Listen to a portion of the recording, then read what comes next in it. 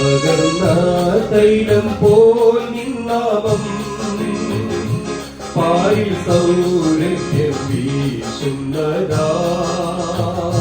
പകർന്ന തൈലം പോൽ നിന്നാമം പാരിൽ സൗരഭ്യം വീശുന്നതാൽ.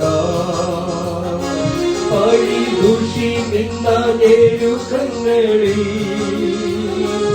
എന്നെ സുഗന്ധമായി മാറ്റിടലേ. പഴി ദുഷി നിന്ന ഞെരുക്കങ്ങളിൽ എന്നെ സുഗന്ധമായി മാറ്റിടലേ.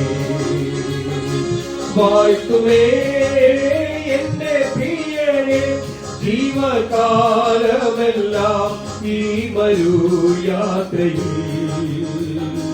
നന്ദിയോടെ ഞാൻ പാടിടുമേ, നന്ദിയോടെ ഞാൻ പാടിടുമേ, നന്ദിയോടെ ഞാൻ പാടിടുമേ. ദൈവനാമത്തിന് മഹത്വമുണ്ടാകട്ടെ.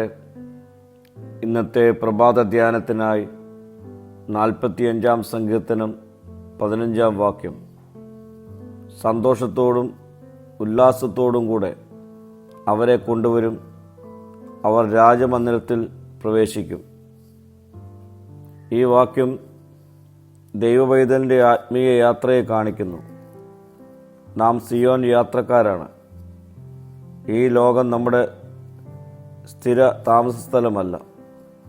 നാം സ്വർഗരാജ്യത്തിലേക്ക് പോകുന്ന യാത്രക്കാരാകുന്നു. നമ്മുടെ ലക്ഷ്യം സ്വർഗരാജ്യമാണ്. നാം എവിടേക്കാണ് യാത്ര ചെയ്തുകൊണ്ടിരിക്കുന്നത് എന്ന തിരിച്ചറിവിൽ എത്തിയാൽ നമ്മുടെ ജീവിതം എങ്ങനെ ജീവിക്കണമെന്ന് മനസ്സിലാക്കുവാൻ കഴിയും. ഈ യാത്ര ദുഃഖത്തോടെയോ ഭയത്തോടെയോ അല്ല. വചനം പറയുന്നു, സന്തോഷത്തോടെയും ആനന്ദത്തോടെയും. യേശുവിലുള്ള ജീവിതം ഭാരമുള്ളതല്ല, ആനന്ദമുള്ളതാണ്. ലോകത്തിൽ കഷ്ടതകളും വേദനകളും പരീക്ഷണങ്ങളും ഉണ്ടാകാം. എന്നാൽ ക്രിസ്തുവിലുള്ളവർക്ക് ഉള്ളിൽ ഒരു സന്തോഷമുണ്ട്. അത് ലോകം നൽകുവാൻ കഴിയാത്ത സന്തോഷമാണ്. ദൈവത്തോടുള്ള ബന്ധമാണ് യഥാർത്ഥ സന്തോഷത്തിൻ്റെ ഉറവിടം. നാം രാജാവിൻ്റെ അരമനയിലാണ് പ്രവേശിക്കുന്നത്. നമ്മുടെ യഥാർത്ഥ ലക്ഷ്യം ദൈവസന്നിധിയിൽ എന്നേക്കുമായി ജീവിക്കുക എന്നതാണ്. സ്വർഗം ഒരു സ്ഥലം മാത്രമല്ല, ദൈവത്തോടു കൂടിയുള്ള ശാശ്വത കൂട്ടായ്മയാണ്. ക്രിസ്തുവിൽ വിശ്വസിക്കുന്നവർക്ക് മാത്രമേ ഈ നിത്യ സന്തോഷം ലഭിക്കുകയുള്ളൂ. പ്രിയരെ, ഈ ലോകയാത്രയിൽ നാം നിരാശപ്പെടരുത്, ഭയപ്പെടരുത്, വഴി മുട്ടരുത്. കാരണം നമ്മുടെ യാത്രയുടെ അവസാനം മഹത്വമാണ്. ഇന്ന് നാം കണ്ണുനീരോടെയാകും യാത്ര ചെയ്യുന്നത്.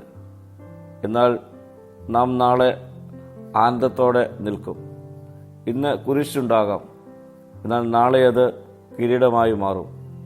പ്രിയരെ, നമ്മൾ ഒരു ദിവസം സന്തോഷത്തോടെയും ആനന്ദത്തോടെയും രാജാവിൻ്റെ സന്നിധിയിലെത്തും. അതുകൊണ്ട് വിശ്വാസത്തിൽ ഉറച്ച് വിശുദ്ധിയിൽ നടന്ന പ്രത്യാശയോടെ ഈ നാളുകൾ നമുക്ക് ജീവിക്കാം.